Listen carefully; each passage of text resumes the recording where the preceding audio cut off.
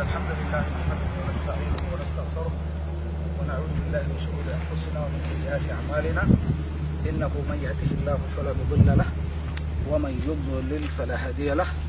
اشهد ان لا اله الا الله وحده لا شريك له واشهد ان محمدا عبده ورسوله بلغ الرسالة وأدى الأمانة وكشف الأمة ومحى الظلمة وجاهد في الله حق جهاده حتى أتاه اليقين. أما بعد فإن أصدق الحديث كتاب الله وخير الهدي هدي محمد صلى الله عليه وسلم وشر الأمور محدثاتها وكل محدثة بدعة وكل بدعة ضلالة وكل ضلالة في النار. إن شاء الله تعالى وحربنا درسينا إن حوغا يركن راهنو إن قانون السببية. إلهي سبحانه وتعالى قد جعل لكل شيء سببا. إلهي سبحانه وتعالى وحو الباء سببه السبيي الدون كان مركب وحقوق الصعداء وأسبابتها إلهي سبحانه وتعالى السميي يسيقوا ربي أود له إنه سببت كما أرمو وسيدوا دونه وحياله أيها دنا إلهي سبحانه وتعالى wuxuu u yeelay wax walba Allah subhanahu wa ta'ala sabab ayuu u yeelay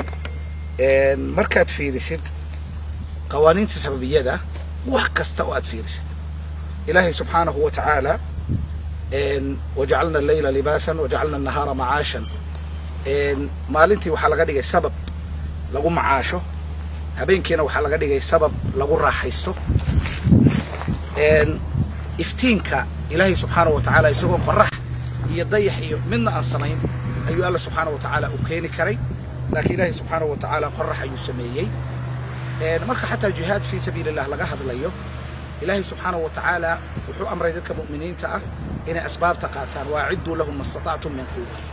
أنت أودان وأود الديار سلام محيا لي وحل الديد إياه أيضا إلهي سبحانه وتعالى مؤمنين تأسكغه لك أيها هدنا وحل إلى لنا إياه قوانين تا إلهي سبحانه وتعالى كون كان أدجيي إن لغو صعد قاتلوهم يعذبهم الله بأيديكم ويخزيهم وينصركم عليهم ويشفي صدور قوم مؤمنين. يعني مركا وحوية إلهي سبحانه وتعالى هو أود قال ذي وسيدي سأجبيه لكن هذا نوح علينا أمري إنه أسباب تقاضنه ولا درفنه وإسكدعنه. جبريل عليه السلام مركو النبي صلى الله عليه وسلم وكنت فيه وحولها بسم الله أرقيك والله يشفيك أنجو بسنك إلهي بانكوغط فيا إلهي باسكو شافنيا يدو أن بلغوت فين إلهي وسين كان عافمات سبحانه وتعالى لكن وحي كنت سيسا إنه أسباب تقاضنه إنه لقوا مرمانتاي موضوع ربطي وحنقول بحنا أنا كهذا الله وحد مدى أمة الإسلامية إنه أسباب تكتكتي أسبابتا إنه كتكتنا وحي كانتي إنه النقدان في ذيل المجتمعات meesha ugu dambaysa bulshooyinka adduunka ku nool inay muslimiintu noqdaan aqoontii ay ka tagaan maanta waxa arkaysaa iyadoo xanuuna khatar ay jiraan xataa nin wadaad sheeganaya inuu markaa dadka ku wacdiyo oo uu yiraahdo qofkii isbitaalka aada waa gaal maaragtaa maxaan ku leeyahay uu yiraahdo looma baahna in asbaab la qaato dadkii baa la bajinayaa arrintuna sidaa maaha waxaa la doonayaa in asbaabtii la qaato inagu hadda waxaynu samaysanay diyaarado doomo baabuur maxaa loo samaystay waxa loo samaystay waa asbaab shakliya oo dhulka lagu maro oo lagu socdo hadana asbaabtaas la haysan lama socon karo hadana asbaabtaas asalkeedu waxay ku socotaa ilaahay awoodiisa subhanahu wa ta'ala huwa alladhi yusayyirukum fil barri wal bahri yani bada iyo dhulka ba Allah sagaa idinku socodsiinaya subhanahu wa ta'ala marka asbaabta in la qaato ayaa waxay tahay biyo kama dhibcaan nabi ilaahi nuux alayhi salatu wassalaam markii ummadii loo soo diray la rabay in la halaago ummadaas maxaa lagu sameeyay ummadda inta la hagalaagin nabi ilaahi nuux alayhi salatu wassalaam waxa la amray inuu doon samaysto doonta wuxuu u samaysanayay waxay ahayd inuu ku badbaado ilaahayna wuu badbaadin karay doon la'aan وحملناه على ذات ألواح ودسر يعني ألواح iyo masaamir la isku garaacay doon ka samaysan ayaa ilaahi subhanahu wa ta'ala nabi ilaahi nuux iyo dadkiisii iyo mu'miniintii uu ku badbaadiyay ilaahayna subhanahu wa ta'ala uu badbaadin karay iyadoo arintaas aan la haynin way sida daraadeed nabi ilaahi muusa alayhi salatu wassalaam markii ay yimaadeen biyihii ku yimaadeen badii ku yimaadeen oo ay yiraahdeen dadkii la socday inna la mudrakuun markay arkeen fircoon iyo ciidankiisii waxaad arkaysaa ilaahay subxaanahu wa tacaala wuxuu awooday inuu asbaab la'aan badbaadiyo nabi ilaahi muusa calayhi salaatu wasalaam hadal cajiib uu yidhi kallaa inna maciya rabbii sayahdiin iska daayurin la soo gaari mayo maxaa yeelay rabbigay baa i hanuuninaya i badbaadinaya ma oran i hanuuninayuu yidhi macnaheetu waa maxay sababkii aan ku badbaadi lahaa ayuu ilaahay subxaanahu wa tacaala igu toosin doonaa markaasaa ilaahay nabiyullaahi muusa u waxyooday fa awxaynaa ilaa muusa an idrib bicasaaka albaxr ushaada ku dhufaa la yidhi badda baddii markaasay laba firqi kala noqotay yani fa kaana kullu firqin katawdi alcadiim mid walbaa sidii buur taagan oo kale ayuu noqday dabeetana halkaasay mareen waxay ku tusinaysaa marka in asbaabta la qaataa inay tahay madlab sharci ah oo lagama maarmaan ah qofkii dhaha asbaabtaan ka tegayaana waa qof munxarif ah waa qof dariiqa ka leexsan waa qof aan diinta fahansanayn ismana diidayaan tawakulka ilaahay in la tala saarta subxaanahu wa tacaala iyo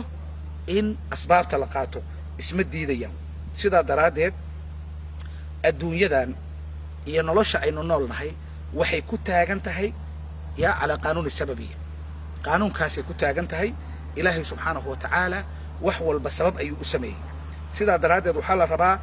inaynu qaadanno mar walba asbaabta inaynu qaadanaa la rabaa maxaa yeelay ilaahay subxaanahu wa tacaala asbaabtaasu inuu ku badbaadinayaa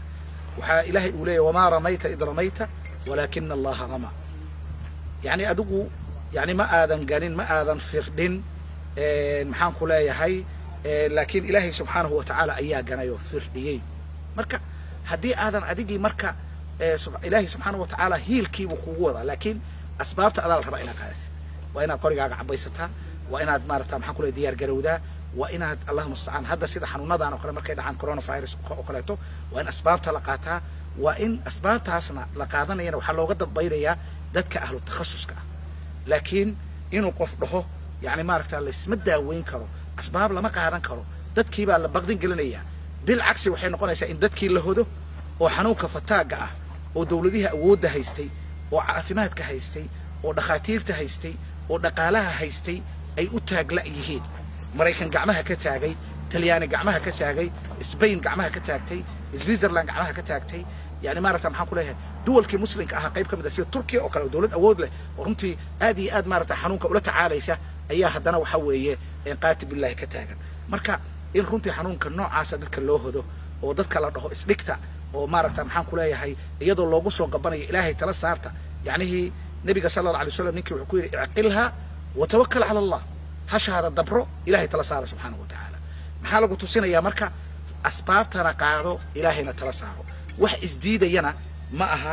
waa laba arrimood oo iskaabaya oo labadaba ilaahay subxaanahu wa tacaala uu naga rabo weye sidaa daraaddeed qofku waxaa la rabaa nabiga sala allahu alayh wasalam isagaa odhanaya allahuma anta cadudii wa anta nasiirii bika ajuulu wa bika asuul wa bika uqaatil nabiga sala allah alay wasalam ilaahay buu cuskanaya laakiin haddana wuu diriraya soo ma jeed markaad fiirisid dagaalkii axzaab oo kaleeto markay leeyihiin dadka mu'miniinta xasbuna allah wa nicma alwakiil marka cabsidii ay badatay haddana dee dhufayskii bay qodanayaan diyaar garow bay ku jiraan waa dagaalamayaan bilcagsi ciidankii meesha ka tegay buuba nebigu intuu ciidan ka daba kaxaystay ka daba tegay yani marka waxaad garanaysaa in asbaabtii la qaato inay laga maarmaan tahay nabigeena sala allah alay wasalam wuxuu lahaa inamaa ana muballigun wallahu yahdi anigu idin gaarsiiye un baan ahay hanuuninta laakiin ilahay baa bixiya tabliiqa iyo gaarsiintu waa sabab hidaayaduna waa muwaafaqa min allahi tabaaraka wa tacaala tawfiiq ilaahay bixinayo wey soo uma jeed marka waxaa la rabaa inaan ummadda yacnihi maxaan ku leeyahay la khaldin waxaa la rabaa umma alislaamiya fiiri qofku markuu gaajoodo cuntuu cunaya cuntadu waa sabab lagu noolaado wey ya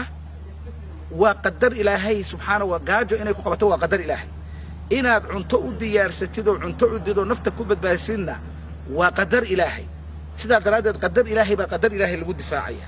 laakiin arrimihii ummadda markay taagan tahay ama arrimo dadka ka dhexeeya markay taagan tahay ummaddii muslimkaa waxaa laga dhiga caajis waxaa la yidhi asbaabba looma baahna oo marka ilaahay baa waxaan keenay ilaahay ha la tala saarto ilaahay baa keenay waa sax laakiin haddana waxaa la rabaa in asbaabta la qaato in laga hortago in la dadaalo ayaa la rabaa nabiga sallallahu alayhi wasallam wuxuu leeyahay ihras ma yanfa'uka wasta'in billah wala ta'jaz ya yani wixii ku anfacaya ku dadaal ilaahayna subhanahu wa ta'ala kaalmayso hana caajis waxay ku tusinaysaa shaqadaada qabso dadaal adduunka maxaan ku leeyahay wax ka qabso asbaabti qaado haddana ilaahay subhanahu wa ta'ala tala saaro sida daraadeed ayaa ibn qayyim rahimahullah ta'ala wuxuu leeyahay qofka mu'minka laba arimood ayuu kulminaya qalbigiisi yani maxaan ku leeyahay azmigiisi ayuu yani wuxuu ku go'aaminaya inuu asbaabta qaato ayuu ku qaadanaya qalbigana ilaahay subhanahu wa ta'ala ayuu ka ictimaadaya oo ilaahay subhanahu wa ta'ala ayuu cuskanaya sida daraadeed waxaa la rabaa inaynu asbaabta qaadano qul bifadlillahi wa birahmatihi fabidhalika falyafrahu huwa khayru mimma yajma'un sida daraadeed waxaan leenahay ummadda yaa la hodin ilaahay subhanahu wa ta'ala jacala likulli shay'in sababan sida daraadeed ummadda waxaa la rabaa inay asbaabta qaadato wax walba ummad islaamiya yani waxay u dib dhacday gaaladu ilaahay waa jabin karaa laakiin gaaladu asbaab bay qaadatay asbaabtii inaan qaadanaa la rabaa ummad islaamiya inay wax barato inay teknolojiyada wax ka qaybsato inay yani meel fara badan maxaan ku leeyahay awood iyo maxaan ku leeyahay ay diyaarsato ayaa loo baahan yahay laakiin ummad iska huruda oo aan macno lahayn meel ma gaari karto waxaan ku soo gabagabaynayaa oo qaanuun sabiina ka hadla igu khasbay dad fara badan oo qaarkood xataa wadaado ah inay maaragta u cabiraan inay tahay arrin maaragta aan loo baahnayn ilaahay baa la tala saaranayaa waa ilaahay baa la tala saaranayaa sax laakiin asbaabtii baa la qaadanaya ya waa la isdaaweynaya nabiga sallallahu alayhi wasallam yani isagaa diiday in geel caafimaad qaba geel xanuunsan lagu daro soo ma jeed لا عدوى ولا طيرة محنكو لا يحي ولا طيرة وحواية إلا بإذن الله يعني حنون مجد بكرو وحركة وداد أورانية إلهي نبي جاب نوشة ينوش حنونكم جدبين وبنتس نبي جم أوران حنونكم مجد حديث وحال غفة سريع على سنون غفة سريع وحوية إلهي إذا كيس لأنتس حنون مجد بكرو بعد سنة يعني محنكو لا يحي ما سمين حنون ما فافي كرو لكن حنونكم وفافا sida daraadeed ayaa nabigu sallallahu alayhi wasallam hadii magaalo xanuun ka dilaaco wuxuu diiday in laga yimaado oo dadka jooga ay ka soo cararaan dadka kale oo tagayaan inay galaan baa loo diiday in geeli xanuunsanaa geeli caafimaadka qari lagu daro ayaa la diiday mawjeeda marka yaan diinta la iska horkeenin ummadana yaan la hodin ilaahayna waxaan ka baryaynaa xanuun coronavirus la yiraahdo ilaahay inuu soo keenin wallahu subhanahu wa ta'ala a'lam